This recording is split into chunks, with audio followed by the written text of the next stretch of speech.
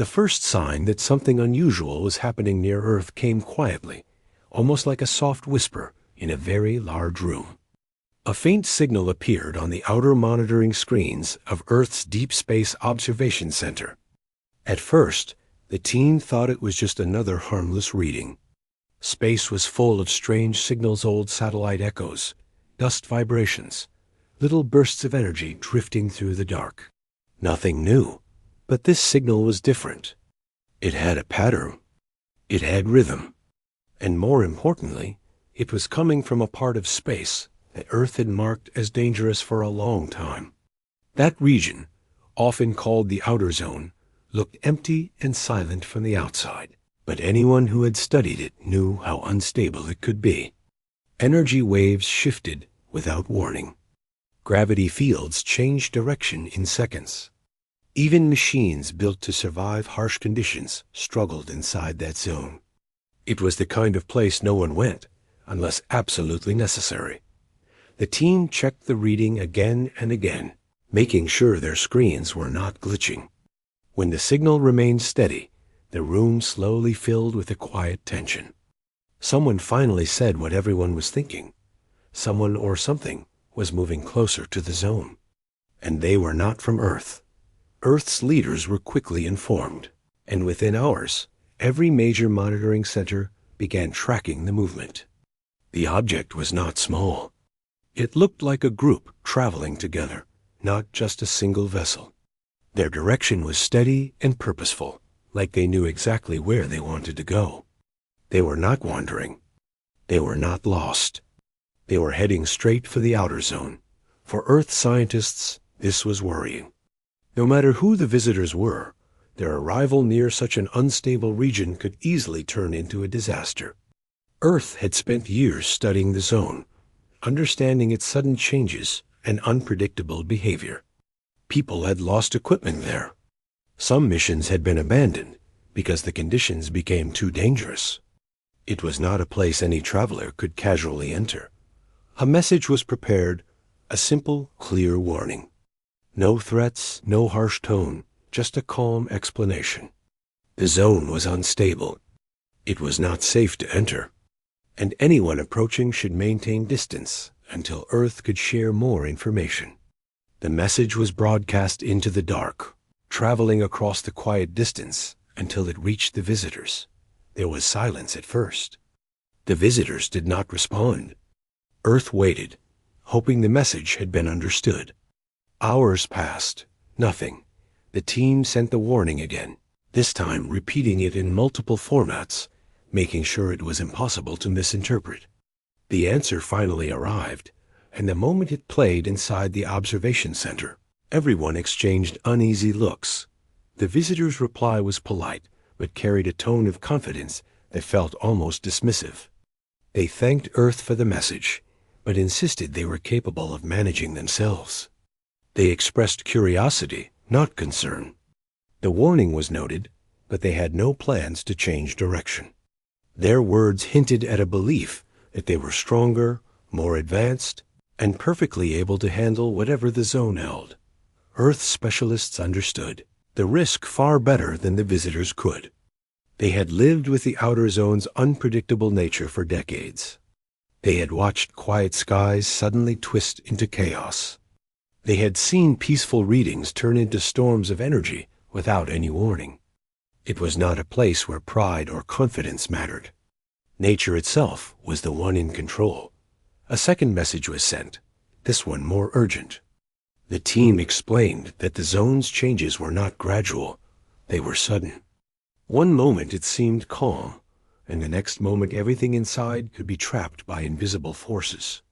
The visitors were encouraged to stay back, at least until Earth could send a small escort team to guide them. It was an offer given in sincerity, not out of fear or authority. Earth wanted to help.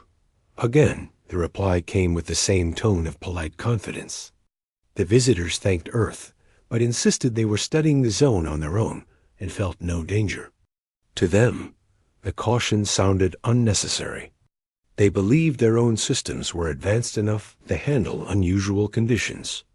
They promised to proceed with care, but their words made it clear that they were not turning back. Inside the observation center, people exchanged worried glances. It wasn't frustration. They weren't angry.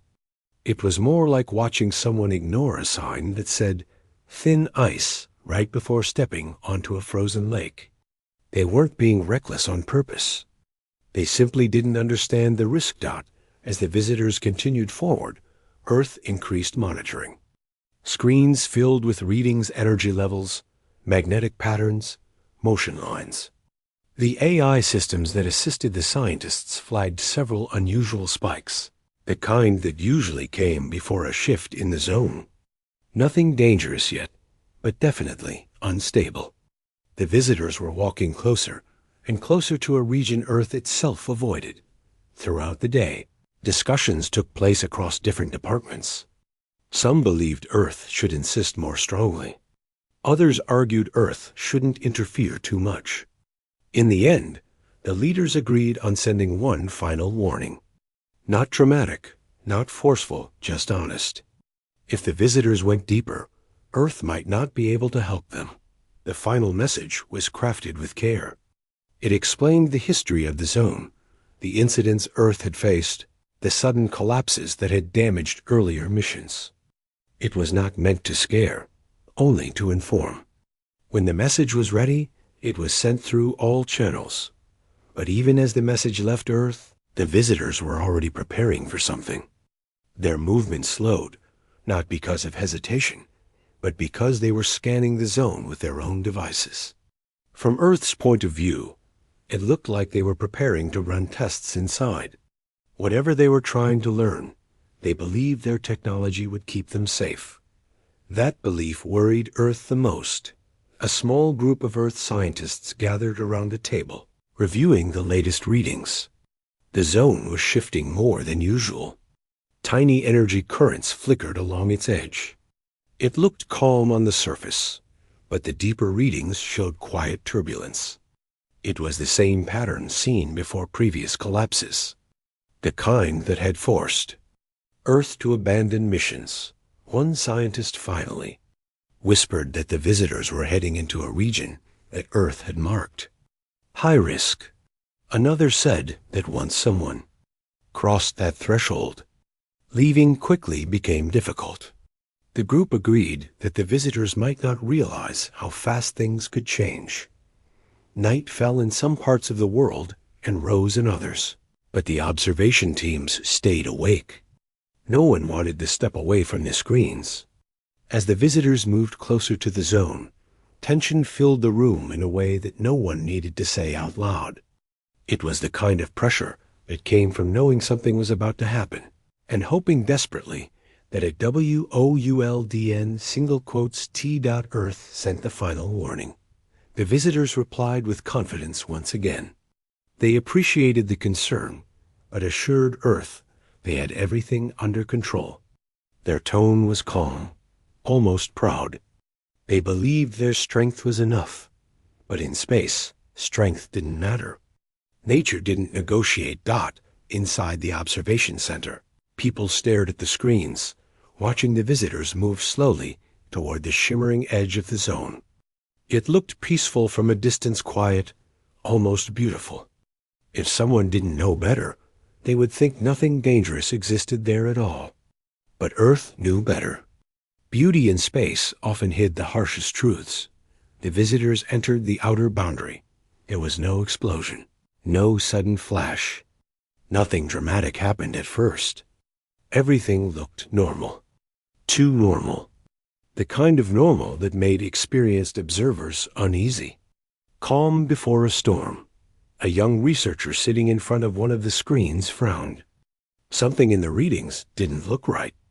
The energy patterns were shifting too smoothly, like they were stretching before a break. She zoomed in, studied the numbers again, and felt her chest tighten. She had seen this pattern before, right before one of Earth's probes had been lost years ago. The visitors didn't seem to notice anything unusual. Their movement continued. They seemed proud, confident, certain of their immunity to danger. But Earth could see what they could not. The zone was waking up. and the visitors, despite all their strength and technology, had stepped into something they did not understand. Part 1 ends with Earth silently watching, hoping, almost praying, that the visitors would stop before the zone made its next move. The visitors had crossed the boundary of the outer zone with complete confidence, almost as if they believed nothing in the universe could challenge them. Their movements were steady and calm, like travelers on a peaceful journey. Earth's observation teams watched closely, hoping that maybe, just maybe, the visitors would slow down, reconsider, or at least try to understand the warnings more seriously. But the visitors continued forward as if Earth's concerns were unnecessary.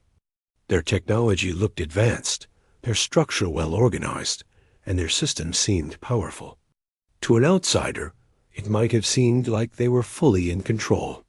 But the people on Earth who had spent their lives studying the zone knew that confidence alone would not protect anyone.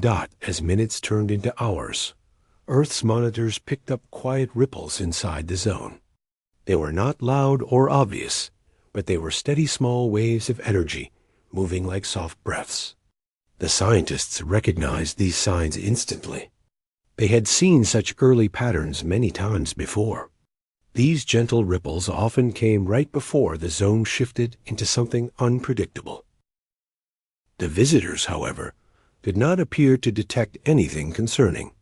They kept scanning the area with their own instruments, observing the region as if it was just another scientific exploration. Their calm attitude made it clear that they believed their equipment could detect any danger long before it arrived. Their confidence was almost admirable, but dangerous at the same time. Earth tried again to reach out. Another message was sent, this one even simpler than before. Please stay back. The zone can change suddenly. We have studied it for many years. It is not safe. The message was polite, almost gentle, because Earth did not want to sound forceful. They didn't want the visitors to feel threatened or challenged. They only wanted them to understand that the warnings came from experience, not fear. The reply came quickly. The visitors thanked Earth for the concern, but repeated the same expression of certainty. They believed their technology could handle anything unusual. They believed that the reports of danger were exaggerated. Their tone suggested they thought Earth was simply being overly cautious. Inside the observation center, people watched the message play and felt a mix of worry and helplessness. They were not angry at the visitors. The visitors weren't being rude. They were simply unaware. They believed in their knowledge. They trusted their systems. They thought their strength was enough to keep them safe, but the zone didn't respond to strength. It responded only to itself. As the visitors continued forward, Earth recorded every movement. Lines on the monitors formed shapes, waves, and warning symbols. The deeper the visitors moved, the more the zone reacted small shifts at first, subtle changes that only trained eyes could see. Few of Earth's experts gathered around a large screen showing a color map of the zone. Light areas were stable. Darker areas were dangerous. A spreading pattern near the center caught their attention. It looked like a shadow growing quietly, stretching outward. That shadow had appeared before previous collapses, the ones that had left Earth struggling to recover lost equipment. Someone quietly said that the visitors were walking right into the beginning of that shadow. Throughout the day, the zone continued to change little by little. Earth tried interpreting the signals coming from the visitors, but most of their communication was internal and encrypted. They seemed deeply focused on studying the region, almost fascinated by it. They scanned energy points, recorded readings, and moved in slow, steady curves, completely unaware of the invisible danger forming beneath them. In a way, their behavior was understandable. To someone who did not know the zone well, everything probably looked calm. There was no storm, no sudden flash, no loud warning. The danger here was quiet. It waited silently, like deep water that looked shallow from above. One of Earth's researchers, a calm and thoughtful person who had studied the zone for over a decade, finally said something that everyone in the room felt but had not spoken aloud. They don't realize that nothing bad looks bad before it happens here. That's the nature of this place. Those words stayed in the air, settling heavily. Later that evening, the visitors paused their movement inside the zone. They seemed to be preparing for something, maybe a test or an experiment. Earth could see their systems powering up, releasing small lines of light that scanned across the dark space around them. Whatever they were planning, it required precision. This moment worried Earth even more. Running experiments inside such an unstable area could create reactions that the visitors were not prepared for. And once something reacted inside the zone, controlling it became almost impossible. Earth quickly debated whether to send another message. But the earlier replies made it clear that the visitors believed they were safe. Sending too many warnings might make them think Earth was trying to interfere. So Earth waited, watching carefully, hoping the visitors would at least run small tests instead of major ones. For a while, everything stayed calm. The visitors ran scans, collected data, and moved slowly between pockets of energy. They seemed pleased with what they found, unaware that the zone often remained still right before it shifted. Deep inside Earth's monitoring center, a young technician stared closely at one particular reading. It showed an unstable pocket of energy stretching much farther than usual. It pulsed gently, almost like a heartbeat. The technician had seen that pattern before during simulations. It was the kind of pattern that signaled the zone was preparing to shift into a more dangerous state. The technician reported it immediately, and soon a small group gathered around the display. They compared data from earlier in the day, and the shift was undeniable. The zone was becoming restless. What worried Earth the most was that the visitors were heading toward that exact pocket of energy. Earth decided to send one more message. This one was urgent, but still calm. We see changes in the zone. Please pause your activity and move back. The region is unstable. We can guide you to a safer point. The message went out. Minutes later, the reply returned.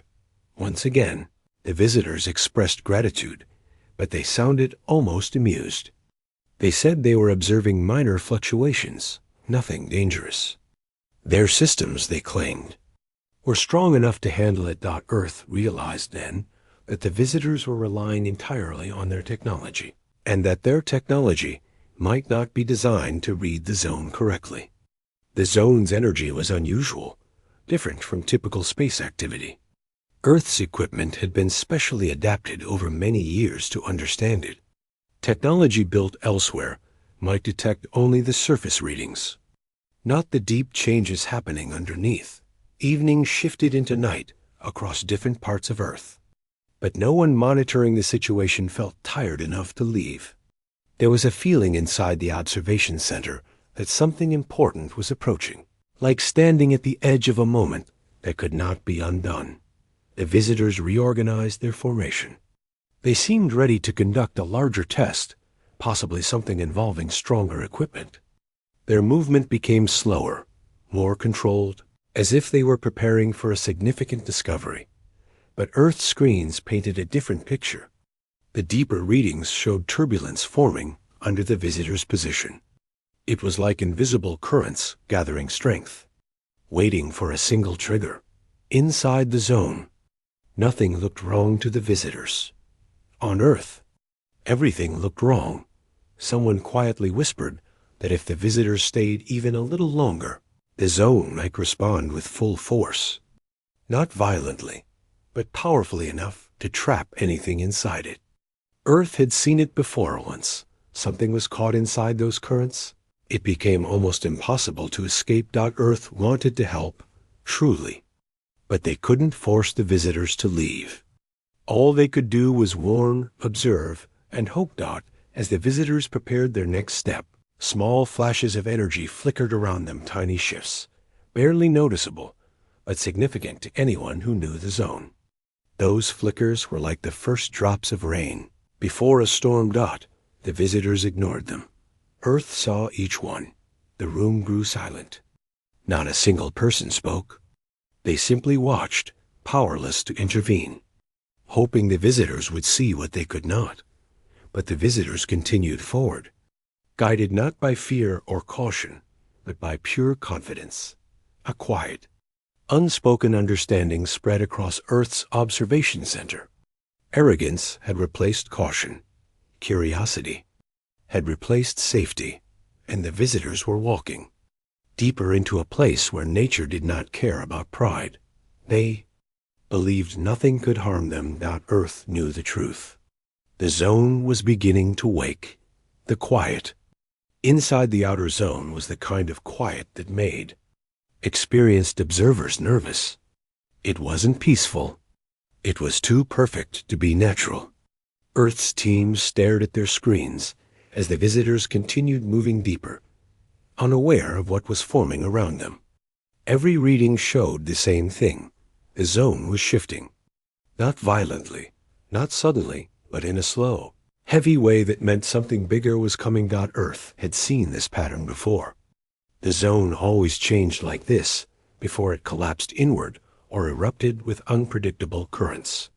The early signs were subtle small dips in energy levels, gentle waves that looked harmless. But they were never harmless. They were warnings, the kind nature gives when it is preparing for something big. The visitors, however, moved as if nothing unusual was happening. They observed the faint lights around them, scanned the area, and calmly took notes. They seemed fascinated, maybe even excited, like explorers who felt close to a major discovery. They were so focused on their mission that they completely missed the signs Earth had been tracking for years. Inside the observation center, a soft hum filled the room from dozens of machines running at once. The screens blinked with new updates every few seconds, showing the changing patterns. A group of Earth researchers leaned over one large monitor that displayed a live map of the zone. Colors shifted slowly across the display, and one dark area near the center began spreading outward. That spreading pattern had only appeared 3 times in Earth's recorded history.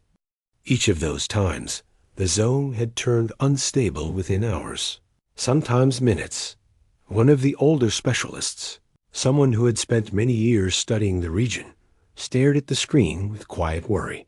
His voice was low as he said that the visitors were walking straight into the most unpredictable part of the zone. His tone held no anger, only concern.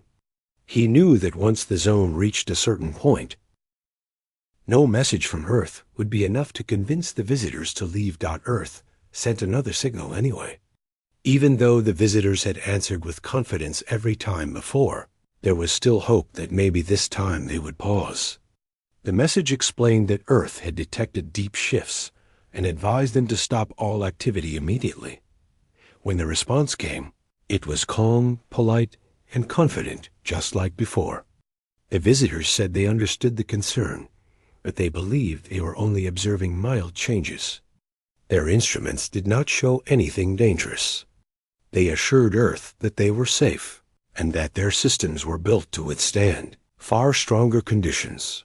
Earth's experts looked at one another with silent frustration. They knew the visitors weren't being careless on purpose. They simply didn't have the right tools to read the zone properly. Their scanners probably focused on surface activity, while the true danger moved underneath, unseen by anyone who didn't know exactly what to look for. Meanwhile, on the screens, the zone's movements grew stronger. Small flickers of light began appearing around the visitors. They looked pretty, almost like gentle sparks drifting in the dark. To someone unfamiliar, they might even look harmless or fascinating. But Earth knew what they really were. Those flickers were the first signs of deep turbulence rising from the center. Earth watched as the visitors paused near one of the energy pockets. They seemed curious. They scanned it, measured it, and circled around slowly. It was the kind of behavior Earth had feared the most. The visitors were treating the pocket like a discovery instead of a warning. One of Earth's. Technicians leaned closer to a screen showing the energy pocket.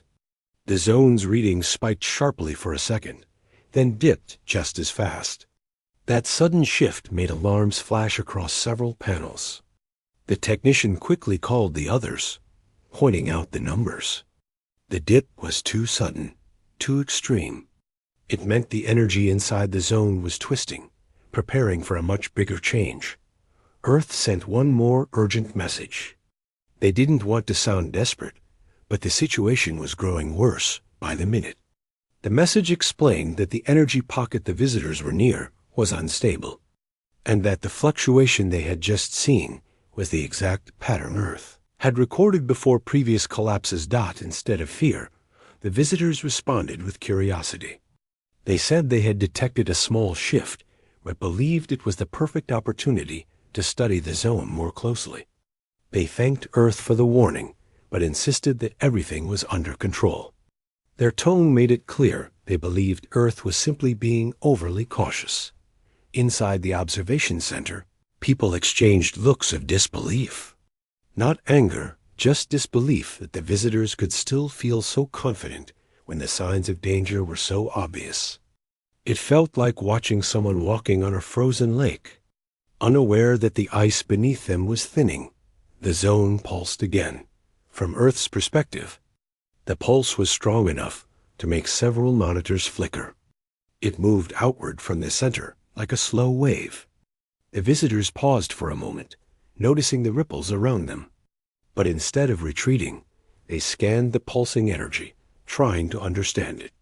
They seemed fascinated, unaware that each pulse meant the zone was becoming more unstable. A young Earth researcher, who had been studying the readings for hours, suddenly jumped up from her seat. She pointed at a graph rising steeply on her screen. It was the exact pattern that had shown up minutes before Earth lost one of its earlier probes years ago. That probe had vanished after a sudden shift inside the zone. The researcher explained that the energy levels were reaching a point where the zone could collapse inward. The room fell silent. Everyone stared at the graph. The visitors were right in the middle of that danger. Earth leaders were notified immediately. They joined the observation center and reviewed the readings themselves. After seeing the growing turbulence, they agreed on sending one final warning, this time more direct, but still respectful. Earth told the visitors plainly that the zone was about to shift, and that staying inside, it could trap them. The message was sent. Everyone watched the screens, waiting for the response. Seconds passed, then a minute, then two. The room felt heavy, like the air itself was waiting. The reply finally arrived. It was polite, but the tone had changed slightly. The visitors admitted that they had noticed stronger shifts than expected, but they still believed they had time. They said they were preparing to pull back soon. Not immediately. Soon. Earth knew soon. Could be too late. The zone pulsed again. Stronger this time. On the screens, small lights around the visitors flickered faster. The colors of the readings shifted into deeper shades, warning colors that Earth had programmed into the system after earlier incidents. Even someone without scientific knowledge could look at the screens and understand that something was wrong. The visitors didn't leave. Instead, they adjusted their equipment inside the observation center. One of Earth's engineers muttered softly that the visitors were misunderstanding everything. They thought the zone was reacting to their scans. They didn't know the zone had its own cycle, its own timing, something Earth had only recently begun to understand. As the visitors continued their work, Earth's readings showed a sudden drop in pressure inside the zone. It wasn't visible from the outside, but the drop meant the zone was preparing to fold inward. If it folded, everything inside would be caught in its pull. The visitors still saw nothing alarming. Inside Earth's observation room, someone whispered that they wished the visitors could see the danger the way Earth did. Another person wished the visitors had trusted Earth's warnings sooner. But the truth was simple. The visitors believed they knew better. They didn't realize the zone never gave second chances. Final ripple moved across the screens. It was stronger than the earlier ones, too strong to ignore. It was the kind of ripple Earth had feared, the kind that started the chain reaction inside the zone. Once the chain reaction began, the entire region could shift. The visitors finally seemed to sense something was wrong. Their formation tightened, their movement slowed. It looked like they were preparing to leave, but the zone had already begun changing. Earth watched helplessly as the reading surged. The energy currents grew faster. The colors on the monitor deepened. Everything pointed to the same conclusion. The zone was on the edge of a collapse. The visitors, unaware of how fast things could change, still believed they had time. Earth knew they didn't. And the moment everyone had feared was now moments away. The next morning came with a mix of hope and fear. The sky outside looked calm, but inside the little home, everything felt heavy. No one said it out loud, yet everyone knew that the day ahead would not be easy. There were too many unanswered questions, too many problems waiting outside the door, and too many people watching them closely. Still, there was no option except to keep moving.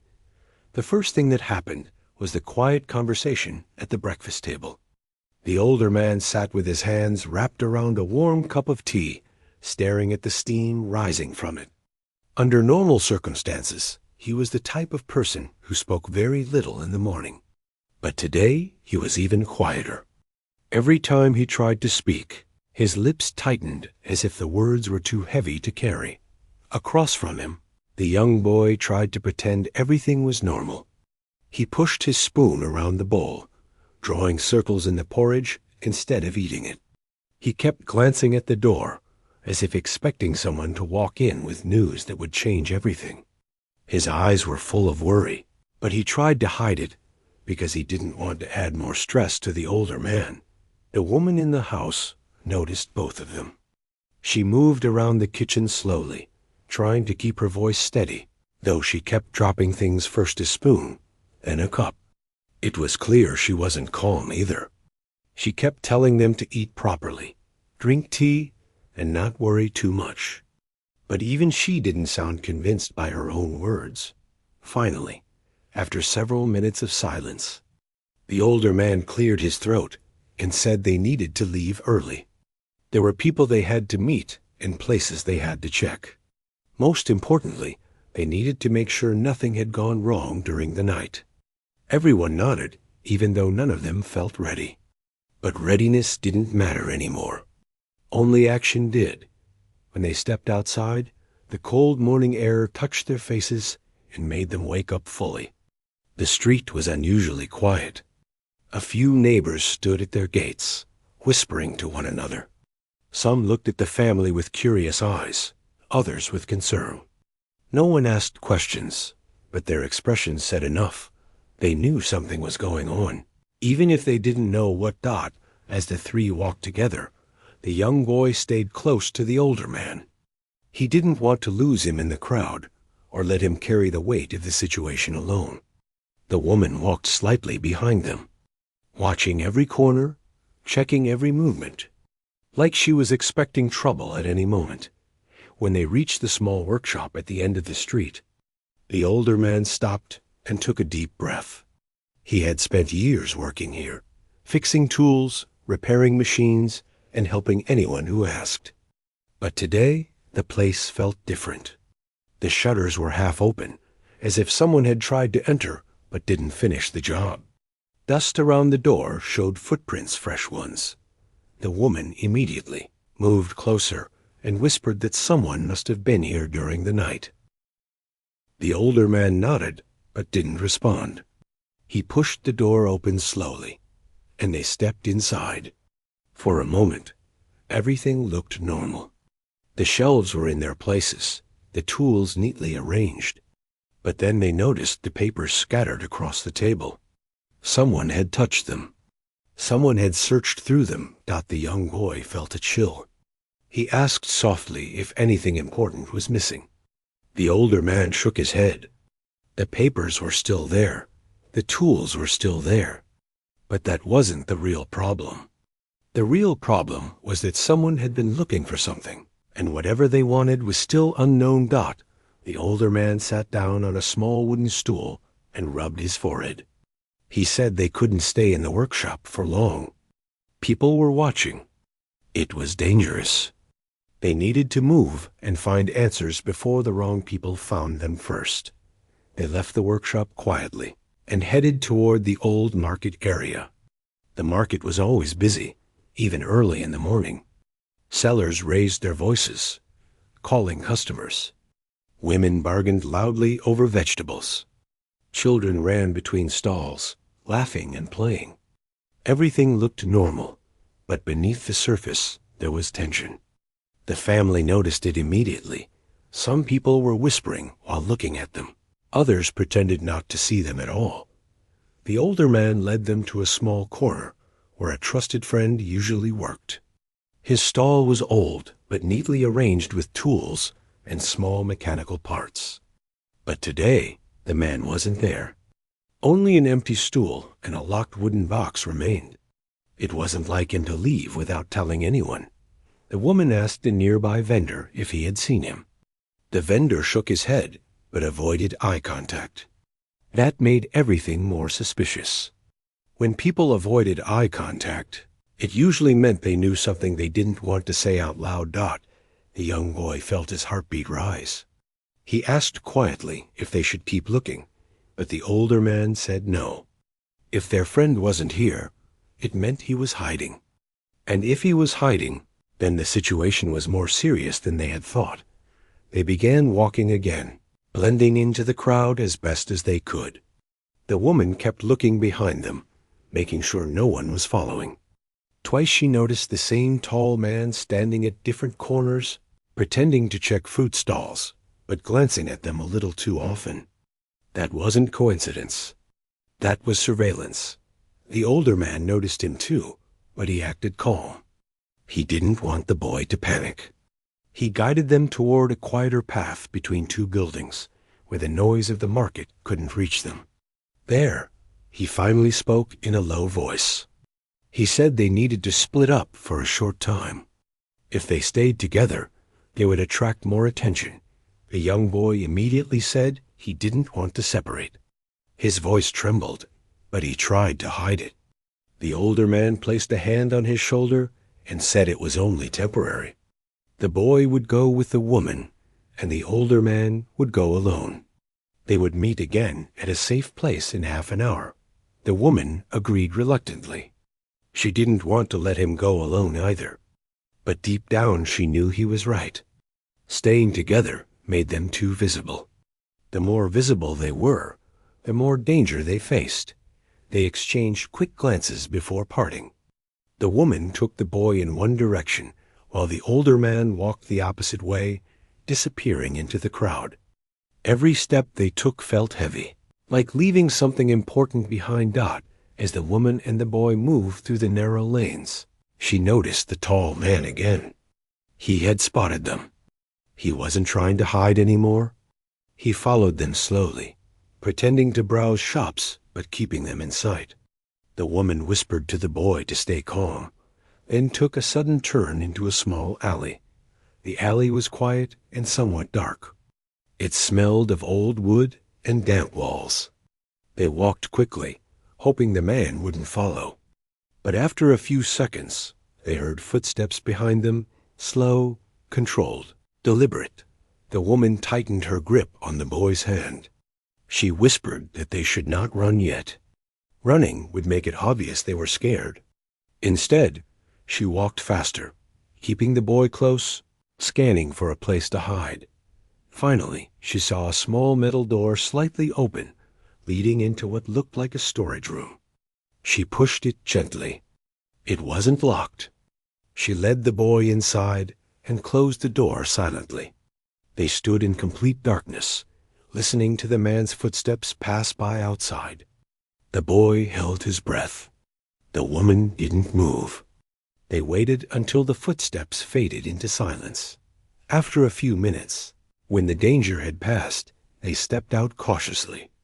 The boy looked shaken, but he didn't cry. The woman told him he had done well, and they walked again, this time taking longer routes, blending deeper into the maze of the market. Meanwhile, the older man walked through the opposite side of the market. He didn't look back even once, but he could feel eyes on him. He walked with confidence, not too fast, not too slow. He had years of experience dealing with situations where attention could be dangerous. He reached the meeting point first, a small abandoned shed near the river. The shed was old, with broken wooden planks and a rusted roof, but it was a place no one visited. That made it safe. He waited there quietly, listening to the distant sounds of the river. Each minute felt like an hour. He kept checking the path they were supposed to come from, hoping they were safe. When he finally saw them approaching, relief washed over his face. The woman and the boy looked tired, but unharmed. As soon as the boy reached him, he hugged him tightly. They all sat inside the shed, catching their breath. The older man asked what had happened, and the woman told him about the tall man following them. The older man nodded. He had expected something like this. People were watching them because they believed the family knew more than they were revealing. They discussed their next step. They needed to be even more careful. They needed answers. And they needed to stay together. The day wasn't over yet, but they had survived its first challenge. What awaited them ahead was still unknown. But one thing was sure. They couldn't turn back now. They had to keep going, no matter how difficult the path became.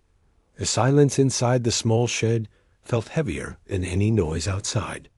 All three of them sat close together, trying to understand what had just happened and what it meant for the rest of the day.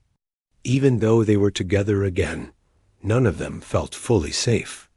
The older man kept staring at the dusty floor, deep in thought, while the woman brushed the boy's hair gently, as if that simple action could calm him. For a long moment, no one said anything. They could hear the soft sound of the river outside and the distant chatter from the market. Those were normal sounds, comforting sounds, but nothing about their situation was normal anymore. The older man finally lifted his head and said they could not stay in the shed for long. It was just a temporary hiding place.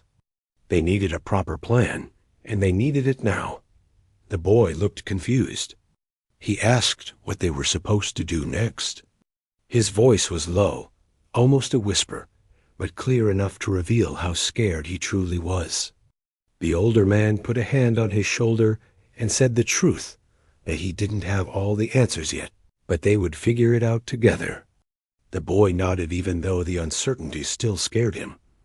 The woman suggested that they should move somewhere even quieter, far from crowded places and curious eyes. The older man agreed.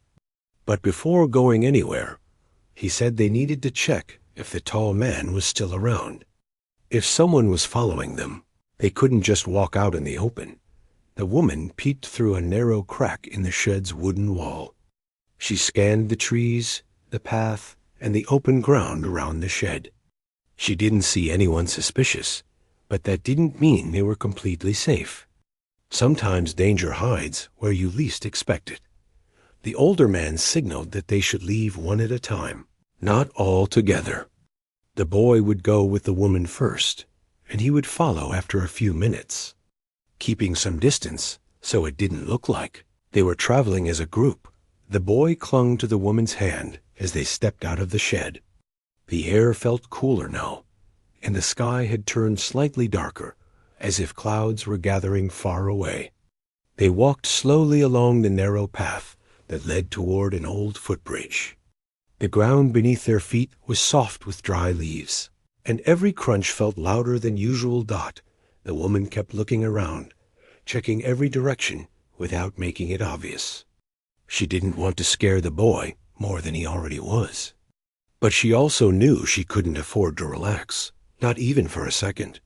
The tall man could appear again, or someone new could be watching. When they reached the footbridge, they paused. The bridge was old, made of weak wooden planks and tied ropes. It swayed slightly in the wind. The boy didn't like crossing it. He never had. But the woman told him it was the safest route. No one else used this bridge anymore, which made it perfect for avoiding attention. They stepped onto the bridge slowly, holding the rope tightly. The wood creaked under their feet, but it held. Halfway across, the boy looked down and saw the river flowing beneath them. Even though his legs trembled, he kept walking. The woman praised him quietly, telling him he was brave. He wasn't sure if he believed her, but her words made him take the next step, and then another dot. By the time they reached the other side, the older man was approaching the bridge from behind. He walked calmly, making sure he wasn't being followed. When he saw that they were safe on the other side, he stepped onto the bridge and crossed without hesitation. He had walked across this bridge 100 times throughout his life. The creaking didn't bother him. The three of them regrouped near a cluster of tall trees. The ground here was uneven, covered with roots and wild plants. Birds chirped somewhere in the branches. The air felt different, quieter, almost hidden from the rest of the world. The older man said they would rest under the trees for a moment. The boy sat on a large stone and tried to calm his breathing. The woman collected a few dry branches and made a small pile so they could sit comfortably. Even though they didn't plan to stay for long, small comforts mattered in moments like these. After a few minutes, they started discussing what had happened over the last 2 days, the footprints at the workshop, the missing friend, the tall man following them. Everything pointed to one thing. Someone wanted information, and they believed the family had it. But the truth was, the family didn't have answers. They were just caught in the middle of something bigger than them. The older man knew this, but explaining it in simple words to the boy was difficult. He didn't want to scare him more, yet he didn't want to lie either. He decided to speak gently. He said sometimes trouble finds people even when they haven't done anything wrong. Sometimes life becomes complicated for reasons that don't make sense at first. But the important thing is to stay together and stay strong. The boy listened carefully, taking in every word. The woman agreed and added that they would protect each other no matter what happened. Her voice was steady, but the worry in her eyes was easy to notice. She was trying to be strong for both of them. The older man said they needed help, someone they could trust. But trust was difficult now. Their friend from the market was missing, and neighbors were acting strangely. It was hard to know who to rely on. Still, the older man mentioned one possibility: an old acquaintance who lived near the far end of the riverbank. He wasn't close like family, but he had always been honest and loyal. Reaching him would take time, though. They would have to pass through fields, cross an isolated path, and avoid crowded areas. The journey wouldn't be easy, but staying in one place was even more dangerous. They decided to continue walking after a short rest. The older man led the way this time. The path ahead was narrow and covered with dried grass.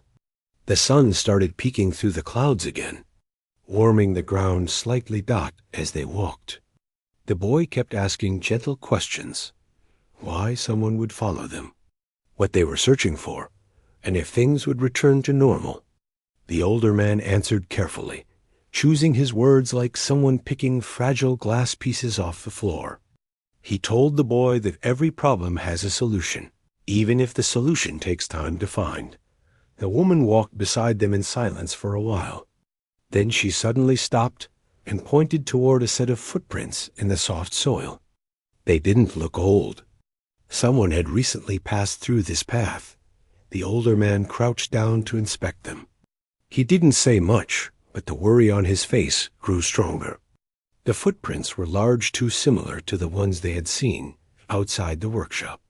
It was possible the tall man had come this way too. They moved more carefully after that. Every sound, every shift in the wind, every rustling of leaves made them alert. The boy held the woman's hand tightly again.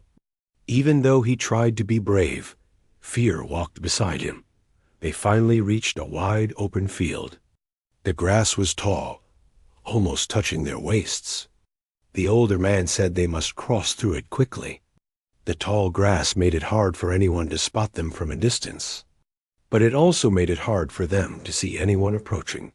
Halfway through the field, the boy heard something a soft crackle, like someone stepping on a dry twig. He froze and tugged the woman's hand. She stopped immediately. The older man turned around slowly. They all listened. The sound came again, this time from the right side.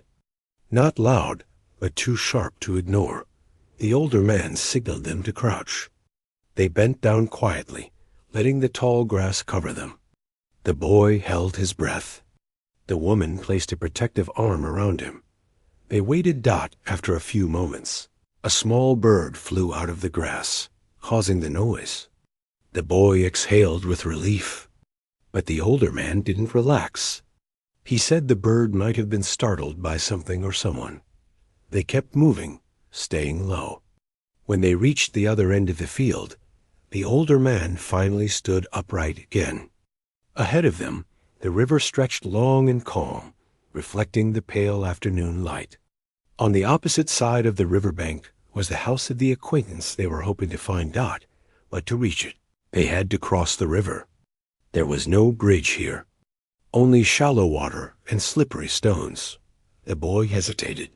He had never crossed the river from this side before. The water looked cold, and the stones looked unstable. But the older man encouraged him gently. The woman helped him step on the smooth rocks. Together, they made their way across. The water splashed around their ankles. The stones shifted under their feet. But they kept going, step by step, until they reached the other side safely. As they climbed up the bank, the older man looked around carefully. The small house they were heading toward was just ahead. Smoke rose slowly from its chimney, suggesting someone was inside. The woman exhaled in relief. The boy looked hopeful for the first time that day. Maybe they would finally get help. Maybe someone would finally explain what was happening. But the older man's expression remained cautious. Help was close, yes, but so was danger. They walked toward the house together, unaware that what waited inside would change everything they thought they knew. The house at the riverbank looked quiet from the outside, but something about it felt different the closer they got. The walls were old, the windows were fogged, and the small porch had leaves gathered in the corners, as if no one had swept it for days. Yet the thin line of smoke rising from the chimney proved someone was inside. The older man slowed his steps, unsure whether to call out loudly or keep moving quietly. The boy stood close to the woman, holding her hand tightly. He kept looking at the door, expecting it to open any second. The woman gently rubbed his shoulder, trying to comfort him without saying anything. Her eyes kept shifting between the house and the forest behind them, just in case someone had followed along the way. The older man raised his hand and knocked softly on the wooden door. At first, nothing happened. There was no reply, no footsteps, no creaking from inside. He knocked again, louder this time. The boy held his breath, waiting. Finally, after a long pause, they heard slow footsteps approaching. The door opened slightly, just enough for a face to appear through the crack. It was the older man's acquaintance, the quiet, thoughtful person he had known for many years. The man inside blinked with surprise when he saw them standing there, soaked from the river and covered in dirt from the long walk. He opened the door wider and asked them to come inside quickly. His voice was calm, but there was a hint of urgency behind it, as if he already knew something was wrong, just from looking at them. The older man stepped inside first, followed by the woman and the boy. The house felt warm compared to the air outside. A small fire crackled in the stone fireplace. Shelves lined the walls, filled with old books, tools, and jars of dried herbs. The boy looked around, trying to take in everything at once. It felt safe here, at least safer than anywhere else.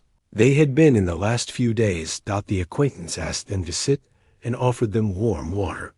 He didn't ask questions immediately. He waited until they were settled, until the boy had stopped trembling and the woman had caught her breath. Only then did he lean forward and ask what had happened.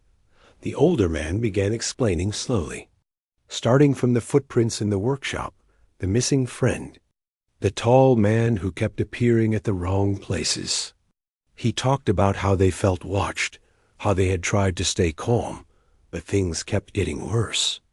The acquaintance listened without interrupting, his expression growing more serious with every detail. When the older man finished speaking, the acquaintance sat back and closed his eyes for a moment. It was clear he was thinking deeply. The woman asked him softly if he knew, something they didn't. He hesitated before answering. He said he had heard strange whispers in the village, recently talk about people searching for something, asking questions about the workshop and the older man. But he never thought it was this serious. He didn't know who the tall man was, but he had a feeling that more than one person was involved. The boy looked confused. He asked why they were being followed when they hadn't done anything wrong. The acquaintance bent down slightly, so he was at the boy's eye level. He explained gently that sometimes trouble finds people because of misunderstandings. Sometimes others assume things that aren't true, and innocent people end up caught in the middle. The boy nodded even though he didn't fully understand. The acquaintance told them they could stay the night, but not much longer. His home was safe for a short while, but if someone was looking for them, they would eventually come here too. The older man agreed. They had no plans of hiding forever. They needed answers, and they needed to clear their names. The woman asked what their next step should be. She spoke in a steady voice, but her hands were shaking slightly. The acquaintance said the only way to stop all this was to reach the town center and speak to a key person who could help, someone who could look into the situation properly, someone trustworthy. The older man knew who he meant. It was a long walk to the town center, but it was their only chance. They rested for a while. The boy lay under a warm blanket the acquaintance had given him. The woman sat on a wooden stool near the fire, her eyes drifting between the flames and the boy. The older man and the acquaintance sat at the table, speaking softly so the boy wouldn't hear the parts that might scare him. The older man asked if the acquaintance thought the tall man was dangerous. The acquaintance said he didn't know, but anyone who follows a family this long clearly isn't acting with good intentions. They agreed that leaving early in the morning was their safest choice. Fewer people would be out at dawn, and the journey through the old forest path would be easier when the village was still asleep. As night grew deeper, the house felt quiet and safe. The boy eventually fell asleep completely, his breaths slow and soft. The woman rested beside him, with her hand gently over his back, as if guarding him even in sleep. The older man stayed awake, staring into the fire. He wasn't thinking about danger at that moment. He was thinking about how tiring the whole situation had become, and how much he wished life could return to the way it was before all this began. The acquaintance placed a hand on his shoulder and told him he had done well so far. The older man nodded faintly. He didn't feel strong. He felt worn out. But for the sake of the boy, he knew he had to keep going. Before dawn, they quietly prepared to leave. The acquaintance packed some bread, dried fruit, and a small container of water for their journey. He drew a simple map on a piece of paper, showing them a hidden path through the forest that would lead them to the town center without passing through crowded areas. He reminded them again that this was their best chance to find answers and put an end to everything. The boy rubbed his eyes sleepily, asking if today would finally make things better. The older man knelt in front of him and said he hoped so, and that no matter what happened, they would face it together. As they stepped outside, the early morning air felt crisp and cold. The sky was slowly turning pale with the coming sunrise. Birds had just begun to stir in the trees. The acquaintance stood at the doorway, watching them with a calm but serious expression. He wished them safety and told them to move carefully. They walked along the path, the sound of their footsteps soft against the ground. The forest around them was quiet, filled with tall trees that swayed gently in the breeze. The boy held the woman's hand. The older man walked ahead, glancing back every few minutes to make sure they were okay. The hidden path wasn't easy. It twisted between trees, rose over uneven ground, and dipped into shallow valleys. Branches brushed against their clothes. The boy stumbled a few times, but each time, the woman steadied him. As the sun climbed higher, the forest began to brighten. Sunlight filtered through the leaves, creating patches of gold on the ground. The older man stopped for a moment and let out a slow breath. He could almost feel the weight of the last few days, lifting just a little, but the moment was short-lived. A distant sound echoed through the trees, soft but distinct. The older man froze. The woman stopped too, tightening her grip on the boy's hand. The sound came again. It wasn't the wind. It wasn't an animal. It sounded like footsteps. Someone else was in the forest. The older man gestured for them to stay quiet. They stood perfectly still, listening. The footsteps grew faint, then clearer, then faint again, as if someone was moving in a wide circle. The older man frowned. Whoever it was, they weren't walking in a straight path. They were searching. The boy leaned closer to the woman, fear creeping back into his eyes. The woman placed a comforting hand on his shoulder, whispering softly that everything would be fine. But her voice trembled slightly. The older man motioned for them to follow him deeper into the trees, off the main path. They moved slowly, trying to stay silent. Every leaf crackle felt louder than it should. Every branch snap made them tense. They reached a small clearing covered with wildflowers. The older man decided to rest here for a minute. He told them to stay low and listen carefully. The forest grew quiet again. After a moment, the older man said something important. He said that fear could make people weak, but it could also teach them to be careful, to think clearly, to protect what matters. He said they had come too far to turn back now. The town center wasn't far. They just had to keep moving. The boy nodded, finding courage in those words. The woman took a deep breath and stood up. The older man looked around one last time before guiding them out of the clearing. Step by step, they moved forward through the forest, each of them holding on to a quiet determination. They didn't know who was following them. They didn't know what awaited them in the town center. But they knew one thing for certain. They were not giving up. The journey ahead might be difficult, but together, they were ready to face whatever came next.